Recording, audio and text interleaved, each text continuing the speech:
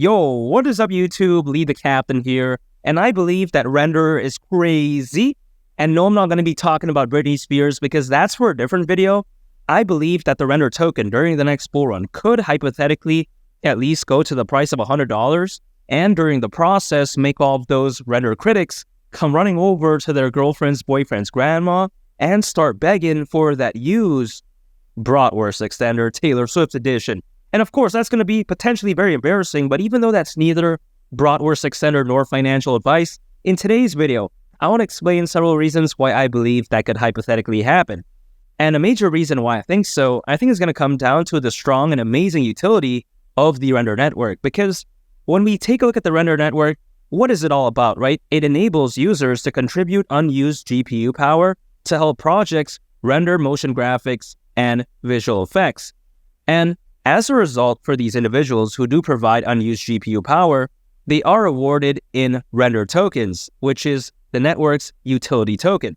And with that being said, some people out there, especially those RNDR critics, or what I like to call ding-dongs, they like to say, oh wow, there's no potential in the rendering market, 3D rendering, oh, it's a caca market. They may be pulling out their pom-poms, G-strings, thongs, and ding-dongs. But I disagree, because if we take a look at this, according to Global Market Insights, the 3D rendering market valuation is anticipated to cross $20 billion by 2030. I mean, isn't that crazy? Carajo. So when all those critics say, oh, there's no potential in the rendering market, I disagree. Furthermore, when we take a look at the RNDR network, it has other use cases as well, other than just rendering, because it even is focused on markets such as augmented reality, mixed reality, gaming, medical, and virtual reality as well. And more specifically, in my opinion, having use cases in virtual reality and gaming could be so amazing for the future of the RNDR network, because if we take a look at this, the blockchain gaming market by 2030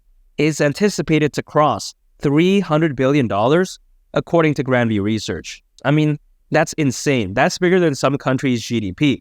Furthermore, the virtual reality market, according to the Insight Partners, is expected to be worth over $440 billion by 2030. I mean, that's just ridiculous. Hashtag Snooki from Jersey Shore. So when I take a look at the RNDR network, I really do believe that it is the complete package. It's focused on the right markets, utility is amazing, and I think that it's extremely revolutionary. And you got to think about this, right? The RNDR network, they are entering at a perfect time. Many projects out there, they're not heavily focused on rendering. Many projects out there, they're not that good right now when it comes to blockchain gaming. And also, when it comes to the virtual reality market, not many projects are focused on that either.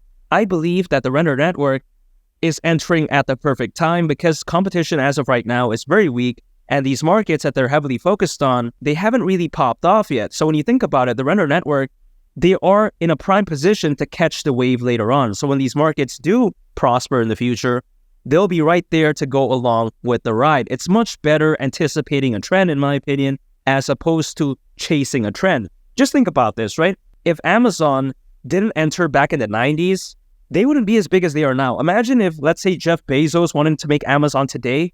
I mean, the chance of success would be extremely slim. It's a good thing that he started back in the 90s, so he caught the wave later on. And I think the exact same thing is going to happen to the RNDR network. I believe that it's like Amazon in the 90s. And now I'm not saying that it's going to be worth, as much as Amazon in the future, but I'm just saying that it's somewhat emulating that, in my opinion, in a sense. As the old saying goes, according to Tony Robbins himself, he says that success leaves clues. And if we take a look at it in history, a lot of the businesses that have been successful are the ones that entered early, aka, again, Amazon.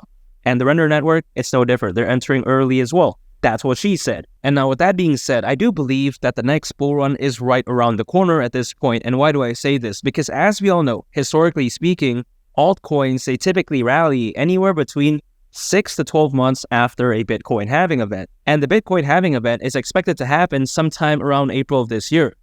So again, the next bull run could very well be in the horizon. And I do believe that the next bull run is going to be crazy. And I think there's no reason to not think this won't be the case, because as of right now, there's actually more people than ever before owning cryptocurrencies in history.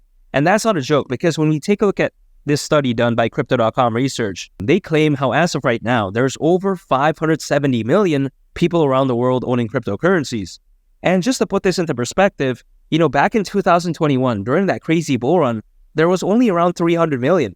So now we have nearly double that. I mean, just think about that, right? If the 2021 bull run was already that crazy, just imagine now with this many more people owning cryptos, imagine what the next bull run is going to look like. I mean, off the FOMO, buying pressure, buying volume, and as well as the altcoin season, I think all of that could very well be so ridiculous. And when I take that into consideration, I don't see why the render token during the next bull run won't hypothetically at least go to the price of $100, and during the process, make all of those render critics come running over to their girlfriend's boyfriend's grandma. And of course, with that being said, what am I doing in terms of my buying strategy? I am dollar cost averaging. Anytime I earn any sort of income, I just set aside some for the render token. I'm just focused on accumulating as much as I possibly can on a consistent basis, on a set schedule. And I'm not a day trader. I'm not a swing trader. I don't use leverage. I don't do any of that type of stuff whatsoever. I'm just acquiring, I'm hodling, and I'm just going to wait for the next bull run. It's really that simple for me. I'm extremely bullish on the Render network. I think that the Render token is ready to shock the world during the next bull run. And if you want to check out a very interesting video, make sure to go ahead and click on this thumbnail right here. It's a very fantastic video, and I think you all would really love it. It's been Lee the Captain. Catch you on the next one. I'm out. Peace. Bye.